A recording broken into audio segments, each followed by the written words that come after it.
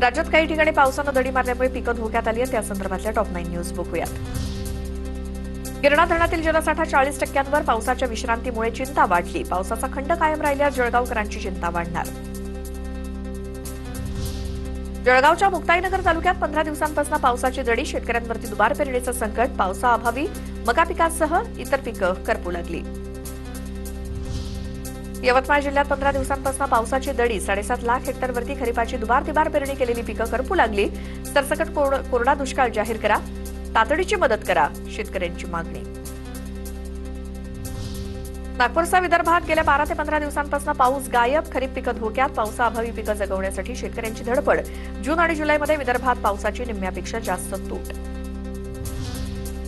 धाराशिव जिल्ह्यात 8 ते 9 दिवसांपासून पावसाची दांडी. स्प्रिंकलरच्या माध्यमातून सोयाबीन वाचवण्यासाठी शेतकऱ्यांची धडपड.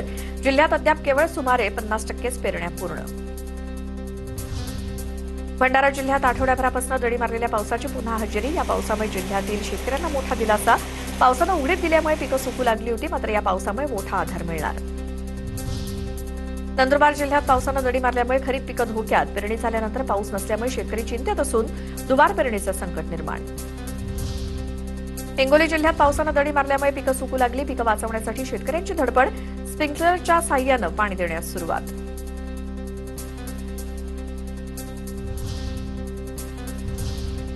पंढरपूरच्या वारी संदर्भात टॉप 9 न्यूज बघूयात. हिंगोली जिल्ह्यातील नरसी नामदेव महाराजांची पालखी बीड जिल्ह्यातल्या जवळबन इथे दाखल होता. जंगी स्वागत करण्यात आलं. रांगोळ्यांनी सजलेल्या मार्गावर पालखीचं स्वागत करण्यात आलं. विधिवत पूजेनंतर फुगड्या, वारकऱ्यांचं रिंगण आणि मानाच्या अश्वाच्या रिंगणानं भाविकांना भक्तीचा अनोखा अनुभव दिला.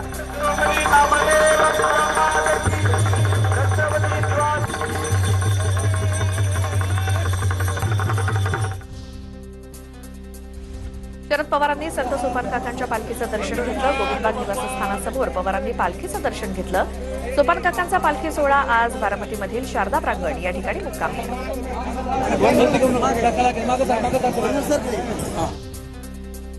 संत ज्ञानेश्वर महाराजांची पालखी साताऱ्याच्या फलटणमध्ये दाखल. परंपरेनुसार संजीवराजे नाईक निंबाळकर यांनी पालखीचं स्वागत केलं.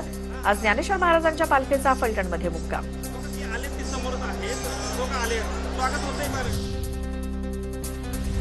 श्री क्षेत्र गहिनीनाथगड इथून संत वामनभाऊ महाराजांचा पालखी सोहळा पंढरपूरच्या दिशेनं मार्गस्थ झाला असून जामखेड तालुक्यातील जामदडवाडी इथे पालखीचं पहिलं गोल रिंगण भक्तिमय वातावरणात पार पडलं.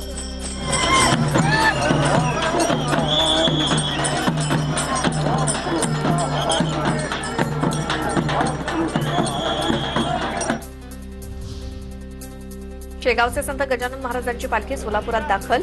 सोलापूर जिल्हा परिषदेच्या वतीनं पालखीचं स्वागत. भाजप आमदार सचिन कल्याण शेट्टी, जिल्हा परिषद उपाध्यक्ष इंद्रजित पवार यांची उपस्थिती. यवतमाळ ते पंढरपूर अशी संत सुरदास महाराज दिव्यांग अंध पायीवारी दिंडी भक्तिभावानं मार्गक्रमण करते. या दिंडीचं यंदाचं 3रं वर्ष असून दिव्यांग आणि अंध वारकरी मोठ्या उत्साहात विठ्ठल नामाचा गजर करत पायीवारी करतायत.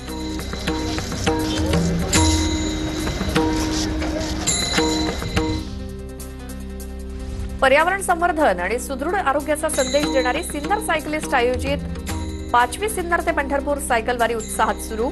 या 345 किलोमीटरच्या प्रवासात 170 सायकल वारकरी सहभागी, तर 20 महिला सायकलपटूंचाही सहभाग.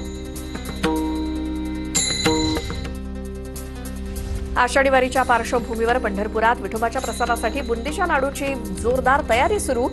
मंदिर समितीच्या माध्यमातून दररोज सुमारे 25,000 लाडू तयार. संपूर्ण वारी काळात तब्बल 20 लाख लाडू बनवले जाणार.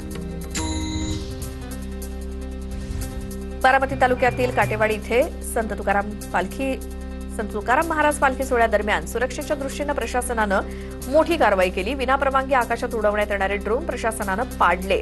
पालखी मार्गावरील सुरक्षा आणि गर्दीचं व्यवस्थापन लक्षात घेऊन ड्रोन उडवण्यासाठी पूर्व परवानगी बंधनकारक करण्यात आली होती.